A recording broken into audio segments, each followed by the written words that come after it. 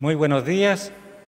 Saludo a las ministras y ministros de la Corte Suprema, a las señoras y señores presidentes de las Cortes de Apelaciones y ministros de fe y a los postulantes que participan en esta sesión mediante videoconferencia. Pueden tomar asiento.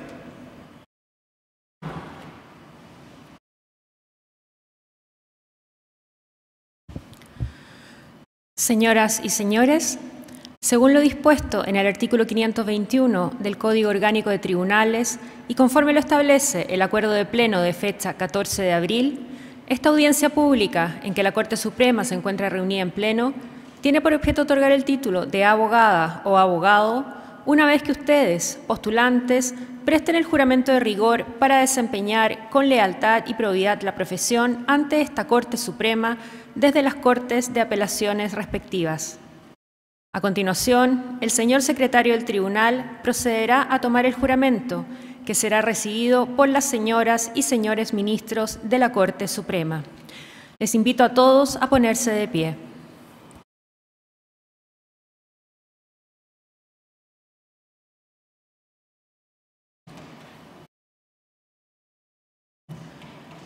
Prestarán juramento los postulantes que se encuentran en dependencias de la Corte de Apelaciones de Copiapó.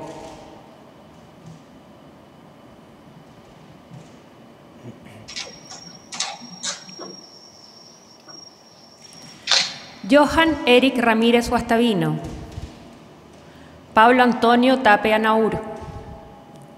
Francisca Adriana Bedia Aguilar. Licenciada y licenciados, ¿juráis desempeñar leal y honradamente la profesión de abogada o abogado? Sí, juro. A continuación, prestarán juramento las y los postulantes que se encuentran en dependencias de la Corte de Apelaciones de Rancagua.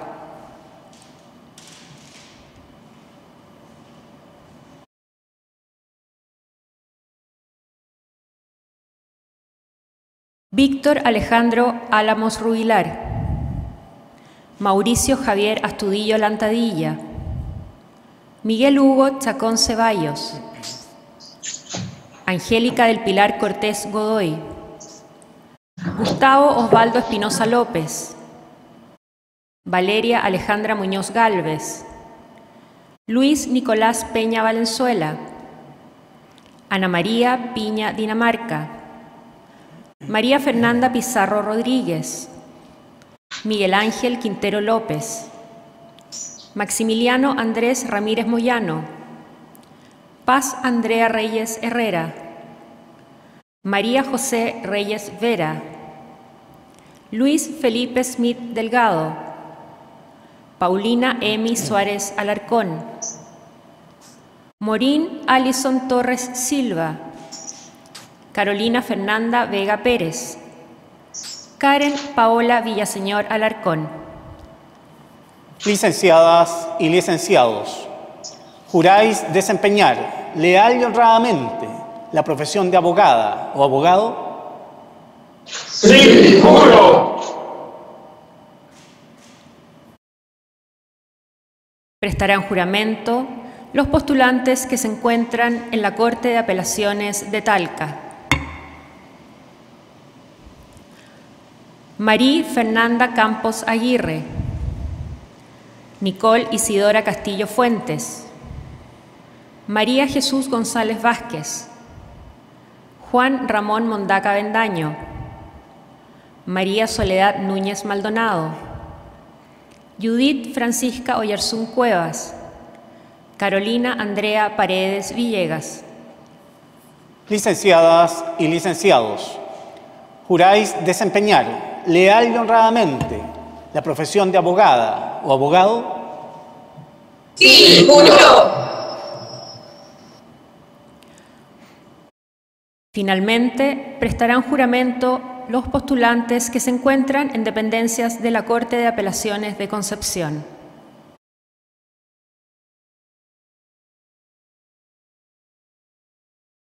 Leandro Humberto Cid Cancino.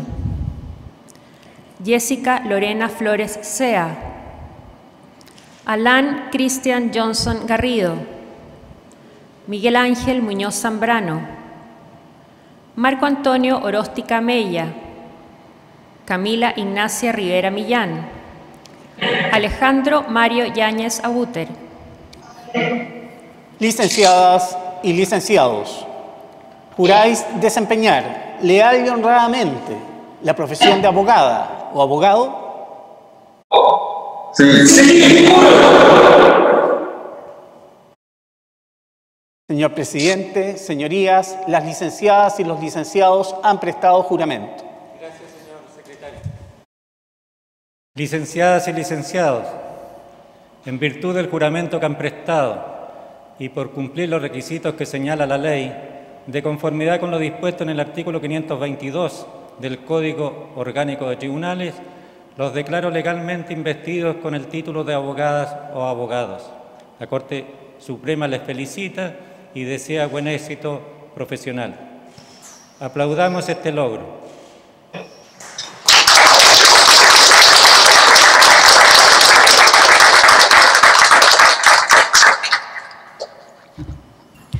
Pueden tomar asiento.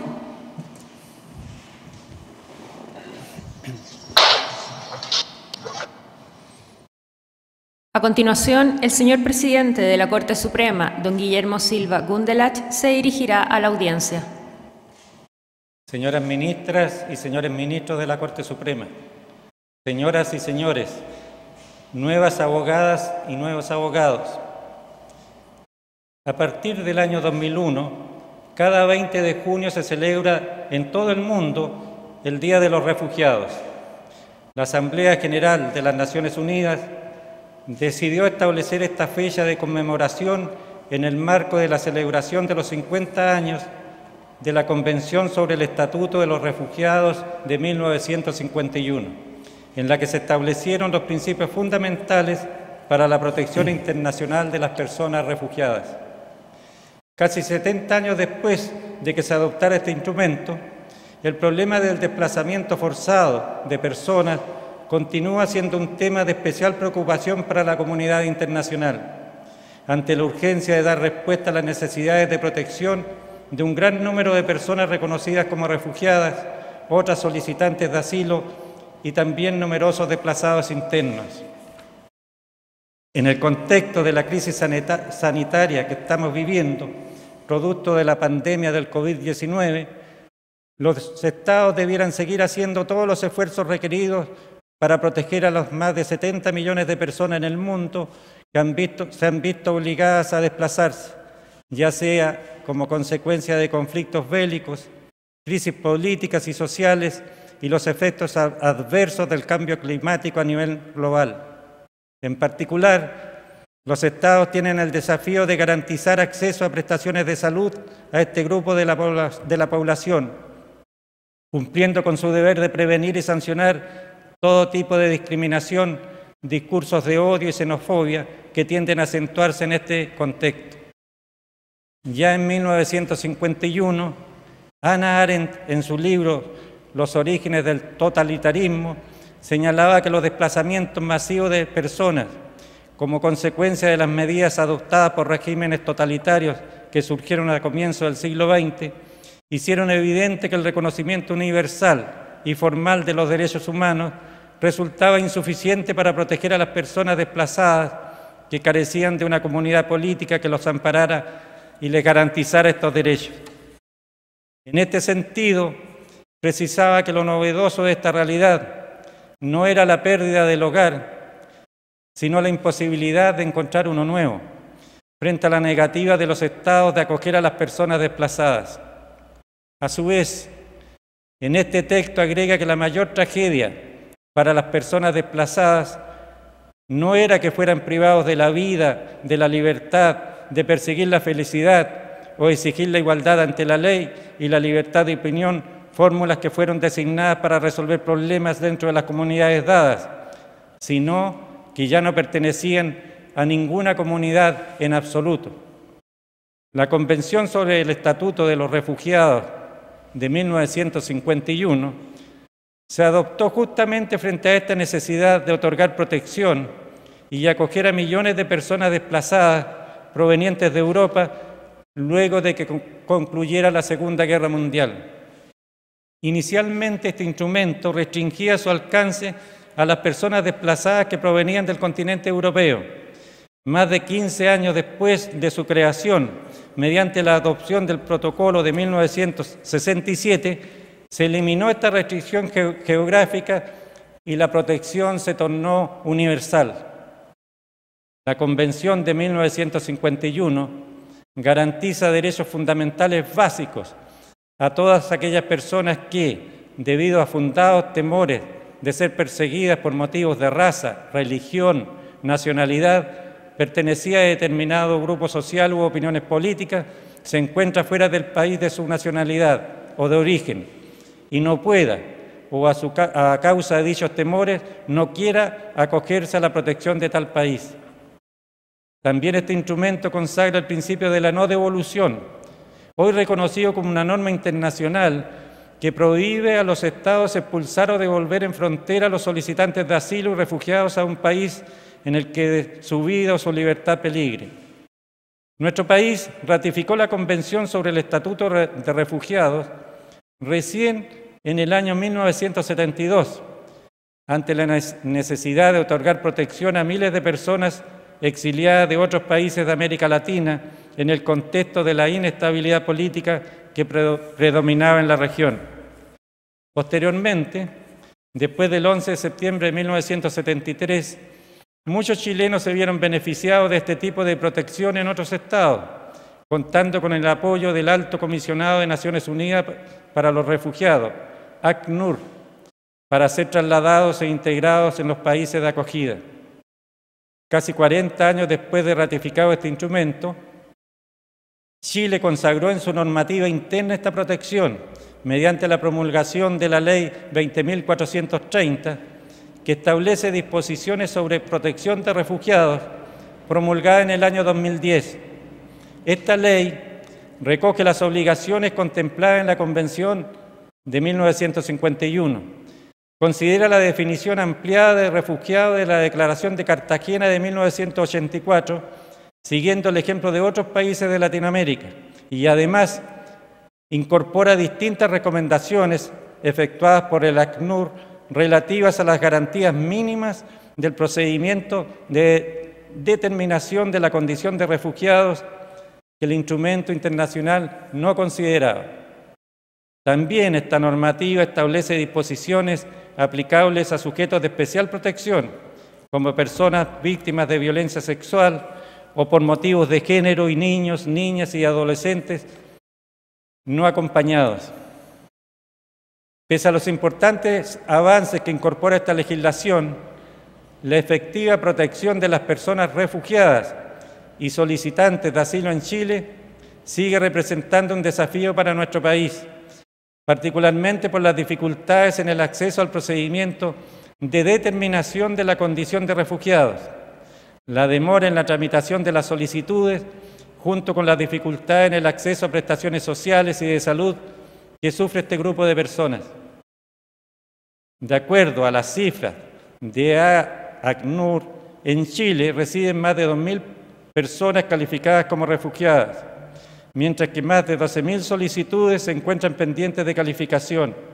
A su vez, 200.000 personas migrantes, mayoritariamente venezolanas, sin ser calificadas como refugiados, han sido considerados como sujetos de especial protección, atendidas las difíciles circunstancias en las que estas personas han debido abandonar su país de origen. Frente a esta realidad, el Poder Judicial y todos los actores que contribuyen a la correcta administración de justicia, entre ellos ustedes, futuros abogados y abogadas, tenemos un importante rol que cumplir. El acceso a la justicia es uno de los derechos esenciales que deben ser garantizados a todas las personas refugiadas y solicitantes de asilo, y es una herramienta fundamental para asegurar que todos sus demás derechos sean respetados. Las personas que intentan ingresar a nuestro país en calidad de refugiados tienen el derecho al acceso a un justo y racional procedimiento de calificación de su condición, que cumpla con las garantías mínimas de debido proceso que establece nuestro ordenamiento jurídico, para determinar si sus pretensiones son justificadas. El respeto de estas garantías mínimas permite asegurar a su vez el respeto al principio de no devolución de los solicitantes de asilo que huyen de situaciones de persecución y violencia generalizada, entre otras causas de desplazamiento forzado, para que éstas puedan ser demostradas. Así lo han reconocido también nuestros tribunales superiores de justicia, al acoger recursos de protección y amparo de personas solicitantes de asilo, cuyas peticiones no fueron acogidas a tramitación al considerarse infringido el principio de legalidad y el derecho a la igualdad ante la ley de estas personas. Tal como miles de compatriotas chilenos fueron recibidos y acogidos con generosidad en otras latitudes en nuestro pasado reciente, hoy la realidad nos obliga a repensar cómo podemos afrontar los desplazamientos forzados de mejor manera, siempre teniendo como premisa el respeto a la dignidad humana de quienes llegan a nuestro territorio, valor fundamental que debiera cimentar todo nuestro ordenamiento jurídico. Hoy, más que nunca, bajo los efectos de la pandemia y la crisis sanitaria que nos afecta, el cierre de las fronteras no puede significar la desprotección de quienes se encuentran en una situación de mayor vulnerabilidad. Por el contrario, este escenario nos lleva a efectuar mayores esfuerzos para garantizar el cumplimiento de nuestras obligaciones consagradas en el derecho internacional de los derechos humanos y de refugiados, previniendo y sancionando acciones y omisiones que afecten los derechos de todos sus habitantes, incluidas las personas refugiadas y solicitantes de asilo. En este contexto, los invito a ustedes, nuevos abogados y abogadas, a reflexionar sobre estas materias y contribuir en el abordaje de estos nuevos desafíos para garantizar de manera efectiva el ejercicio de los derechos fundamentales de todos y todas quienes habiten nuestro territorio, incluidas aquellas personas que carecen de la protección de su estado de origen. Finalmente, quisiera felicitar a cada uno de ustedes por cumplir con esta etapa en su formación como abogados y a todos sus familiares y amigos que lo han acompañado en este camino. Muchas gracias.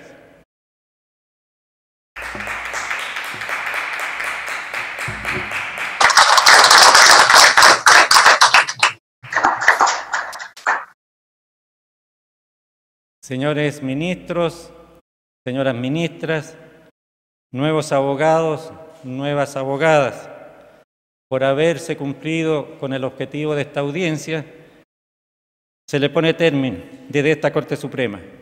Muy buenos días a todos.